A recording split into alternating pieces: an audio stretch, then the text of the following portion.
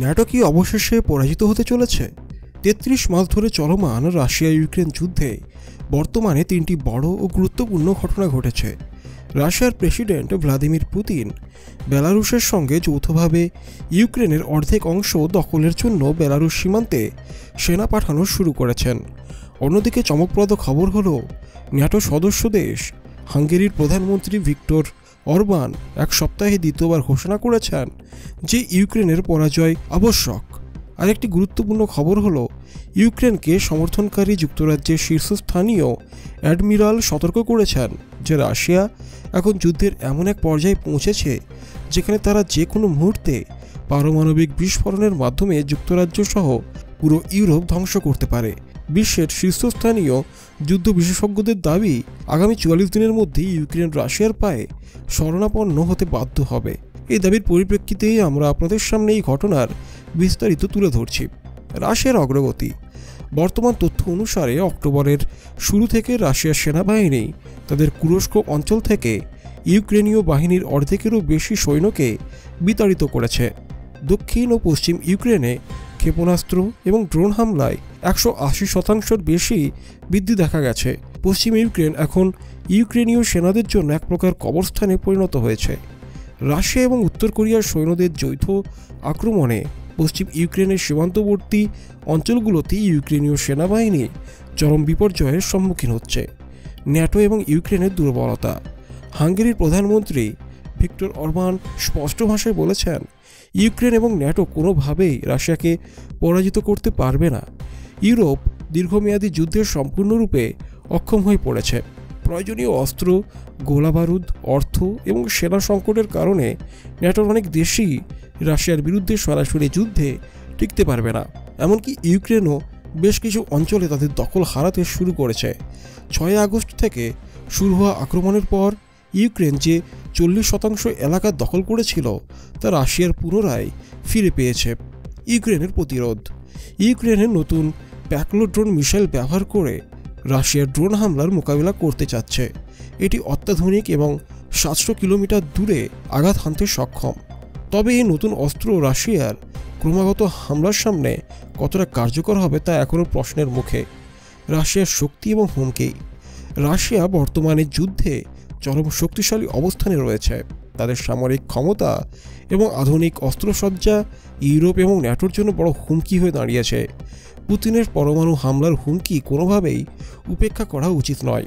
আগামী ৪৪ দিন Russia Ukraine যুদ্ধে অত্যন্ত গুরুত্বপূর্ণ হতে চলেছে। প্রশ্ন হচ্ছে, পুতিন কি অর্ধেক ইউক্রেন দখল করতে পারবেন, নাকি আমেরিকার নতুন প্রশাসন ট্রাম্পের নেতৃত্বে এই যুদ্ধ বন্ধ করবে? ইউক্রেনের ভবিষ্যৎ এখন ঝুঁকির মুখে। এই প্রতিবেদনে মূলত রাশিয়া ও ইউক্রেনের মধ্যে চলমান যুদ্ধে সাম্প্রতিক ঘটনাবলী এবং আন্তর্জাতিক রাজনীতিতে এর প্রভাব তুলে ধরা হয়েছে। বিস্তারিত বিশ্লেষণে বিভিন্ন স্তরের তথ্য উঠে এসেছে, যা মূলত 3টি প্রধান বিষয়ের উপর আলোকপাত করে: রাশিয়ার সামরিক অগ্রগতি, ইউক্রেনের দুর্বলতা এবং ন্যাটো পশ্চিমা বিশ্বের অসহায়ত্ব। রাশিয়ার সামরিক অগ্রগতি। রাশিয়ার প্রেসিডেন্ট ভ্লাদিমির পুতিন বেলারুশের সঙ্গে সহযোগিতায় ইউক্রেনের বেশ কিছু অংশ দখল করতে সক্রিয় ভূমিকা নিচ্ছেন। প্রতিবেদনে উল্লেখ করা হয়েছে যে রাশিয়ার সেনাবাহিনী বেলারুশ সীমান্তে সৈন্য পাঠাতে শুরু করেছে। এছাড়া রাশিয়া উত্তর কোরিয়ার সৈন্যদের সঙ্গে যৌথভাবে পশ্চিম ইউক্রেনে অভিযান চালাচ্ছে। রাশিয়ার এই কৌশলগত পদক্ষেপ ইউক্রেন সেনাবাহিনীকে দুর্বল করে দিচ্ছে। বিশেষ করে রাশিয়ার মিসাইল ও ড্রোন হামলার মাধ্যমে ইউক্রেনের গুরুত্বপূর্ণ সামরিক অঞ্চলগুলোতে উল্লেখযোগ্য ধ্বংসযজ্ঞ সৃষ্টি করা হয়েছে। ইউক্রেনের দুর্বলতা। ইউক্রেনের প্রেসিডেন্ট জেলেনস্কি এবং তার সামরিক বাহিনী রাশিয়ার প্রতিরোধের মুখে ক্রমাগত পরাজিত হচ্ছে। প্রতিবেদনে বলা হয়েছে যে ইউক্রেনের সামরিক বাহিনী তাদের বেশ কিছু গুরুত্বপূর্ণ অঞ্চল হারিয়েছে।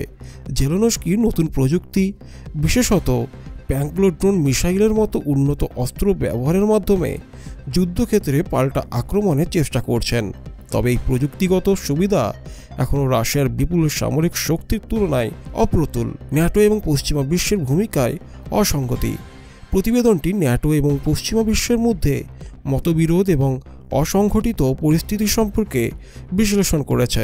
হাঙ্গেরির প্রধানমন্ত্রী ভিক্টর অরবান সরাসরি বলেছেন যে ইউক্রেন এই যুদ্ধ হারতে চলেছে এবং ন্যাটো বা পশ্চিমা দেশগুলো এই পরিস্থিতি পাল্টাতে পারছে না। একই সঙ্গে নবনির্বাচিত মার্কিন প্রেসিডেন্ট ডোনাল্ড ট্রাম্পের ঘোষণায় উল্লেখ করা হয়েছে যে তিনি 2024 সালের জানুয়ারির মধ্যে এই যুদ্ধ বন্ধ করতে চান। ট্রাম্পের এই অবস্থান ইউক্রেনের জন্য একটি গুরুত্বপূর্ণ চ্যালেঞ্জ হিসেবে বিবেচিত হচ্ছে, কারণ পশ্চিমা দেশগুলোর সহযোগিতা ছাড়া ইউক্রেনের পক্ষে রাশিয়ার বিরুদ্ধে টিকে থাকা কঠিন। আন্তর্জাতিক প্রভাব ও সম্ভাব্য ফলাফল। রাশিয়ার যুদ্ধ নীতি ও বেলারুশের সঙ্গে সহযোগিতা আন্তর্জাতিক রাজনীতিতে একটা শক্তিশালী বার্তা দিচ্ছে। রাশিয়ার পক্ষ থেকে পারমাণবিক অস্ত্র ব্যবহারের হুমকি পশ্চিমা বিশ্বের জন্য উদ্বেগের কারণ হয়ে দাঁড়িয়েছে। যদি ন্যাটো সরাসরি রাশিয়ার বিরুদ্ধে যুদ্ধ ঘোষণা করে, তবে ইউরোপের সামরিক ও অর্থনৈতিক অবস্থা বিপর্যয়ের মুখে পড়তে পারে। সমাপনী বিশ্লেষণ। এই প্রতিবেদনটি মূলত বর্তমান যুদ্ধ পরিস্থিতি এবং এর সম্ভাব্য পরিণতি সম্পর্কে একটি বিস্তৃত চিত্র তুলে ধরেছে। এটি স্পষ্ট যে রাশিয়া ক্রমাগত কৌশলগত অবস্থানকে শক্তিশালী করে তুলছে, যেখানে ইউক্রেন তার সামরিক শক্তি ও আন্তর্জাতিক সহযোগিতার ঘাটতির কারণে দুর্বল হয়ে পড়ছে। পশ্চিমা বিশ্বের সামরিক ও রাজনৈতিক সমন্বয়ের অভাব যুদ্ধের গতিপথে গুরুত্বপূর্ণ ভূমিকা রাখছে। এখন দেখার বিষয়, ভবিষ্যতে সংঘাত কোন পথে এগিয়ে যাবে এবং এর আন্তর্জাতিক প্রভাব কেমন হবে। যুদ্ধের ভবিষ্যৎ এবং আন্তর্জাতিক রাজনীতিতে এর দীর্ঘমেয়াদী প্রভাব নিয়ে আলোচনার কিছু গুরুত্বপূর্ণ দিক তুলে ধরা যেতে পারে। ইউক্রেনের টিকে থাকার লড়াই।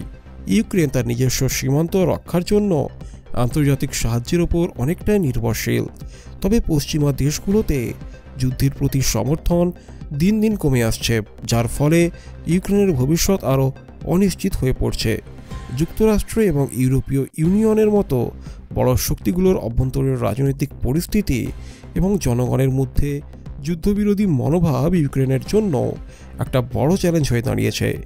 ইউক্রেনের জন্য যুদ্ধের মূল বিষয় শুধুমাত্র ভূখণ্ড রক্ষা নয়, বরং জাতীয় সার্বভৌমত্ব এবং পরিচয় টিকিয়ে রাখা।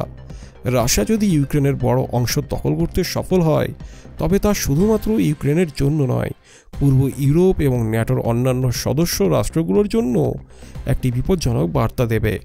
রাশিয়ার কৌশলগত লক্ষ্য। রাশিয়ার দীর্ঘমেয়াদী কৌশলগত লক্ষ্য ইউক্রেনকে একটি বাফার স্টেট হিসেবে প্রতিষ্ঠিত করা, যা পশ্চিমা বিশ্বের প্রভাব থেকে দূরে থাকবে। রাশিয়ার এই পদক্ষেপ মূলত একটি ভূ রাজনৈতিক বার্তা দেয় যে ন্যাটো ও পশ্চিমা বিশ্বের সম্প্রসারণ তাদের স্বার্থের জন্য হুমকি স্বরূপ। ক্রিমিয়ার দখল এবং বর্তমান যুদ্ধের মাধ্যমে পুতিন প্রশাসন ইউক্রেনকে একটা উদাহরণ হিসেবে দাঁড় করাতে চায়, যেখানে তারা দেখাতে চায় যে পশ্চিমা মিত্রতা সবার জন্য কার্যকর নয়। আন্তর্জাতিক অর্থনীতি ও জ্বালানি সংকট। এই যুদ্ধ বৈশ্বিক অর্থনীতিতে ব্যাপক প্রভাব ফেলেছে, বিশেষ করে জ্বালানি বাজারে। রাশিয়া বিশ্বের অন্যতম বৃহৎ জ্বালানি রপ্তানিকারক দেশ হওয়ায় তার উপর আরোপিত নিষেধাজ্ঞাগুলি ইউরোপের শক্তি সরবরাহে প্রভাব ফেলেছে। গ্যাস এবং তেলের সরবরাহে সংকট সৃষ্টি হওয়ার ফলে ইউরোপীয় দেশগুলো তাদের অর্থনীতি পুনর্গঠনের চাপে পড়ছে। এছাড়া রাশিয়া ইউক্রেন যুদ্ধ খাদ্য সরবরাহেও প্রভাব ফেলছে, কারণ উভয় দেশেই গমের মতো গুরুত্বপূর্ণ খাদ্যশস্যের বড় উৎপাদক। উন্নয়নশীল দেশগুলোতে এই সংকট খাদ্য নিরাপত্তার জন্য একটা বড় চ্যালেঞ্জ তৈরি করছে। কূটনৈতিক সমাধানের সম্ভাবনা। যুদ্ধের কূটনৈতিক সমাধানের সম্ভাবনা নিয়ে বহু আলোচনার পরে উল্লেখযোগ্য কোনো অগ্রগতি দেখা যায়নি। রাশিয়া তার মূল দাবি থেকে সরে আসার কোনো ইঙ্গিত দিচ্ছে না এবং ইউক্রেনও সম্পূর্ণ আত্মসমর্পণের জন্য প্রস্তুত নয়। তবে কিছু বিশেষজ্ঞ মনে করেন ভবিষ্যতে আন্তর্জাতিক মধ্যস্থতা হয়তো একটি গ্রহণযোগ্য সমাধান আনতে পারে। চীন, তুরস্ক বা ভারতের মতো মধ্যপন্থী দেশগুলো এই সংঘাত সমাধানে একটা গুরুত্বপূর্ণ ভূমিকা রাখতে পারে। রাশিয়া ইউক্রেন যুদ্ধ কেবলমাত্র একটা আঞ্চলিক সংঘাত নয়, বরং এটি আন্তর্জাতিক রাজনীতিতে একটি যুগান্তকারী ঘটনা। এর ফলাফল একদিকে রাশিয়ার কৌশলগত অবস্থানকে শক্তিশালী করতে পারে, অন্যদিকে পশ্চিমা বিশ্বের নেতৃত্বের অবস্থান প্রশ্নবিদ্ধ করে তুলতে পারে। এই সংঘাত থেকে প্রাপ্ত শিক্ষা ভবিষ্যতে আন্তর্জাতিক সম্পর্ক ও ভূরাজনৈতিক কৌশলে গুরুত্বপূর্ণ ভূমিকা রাখবে। তো বন্ধুরা, এই ছিল ভিডিওটি ভালো লাগলে অবশ্যই একটি লাইক করবেন, আর চ্যানেলে যদি নতুন হয়ে থাকেন তাহলে অবশ্যই চ্যানেলটিকে সাবস্ক্রাইব করে বেল আইকন প্রেস করবেন। তো চলুন দেখা হবে পরের ভিডিওতে।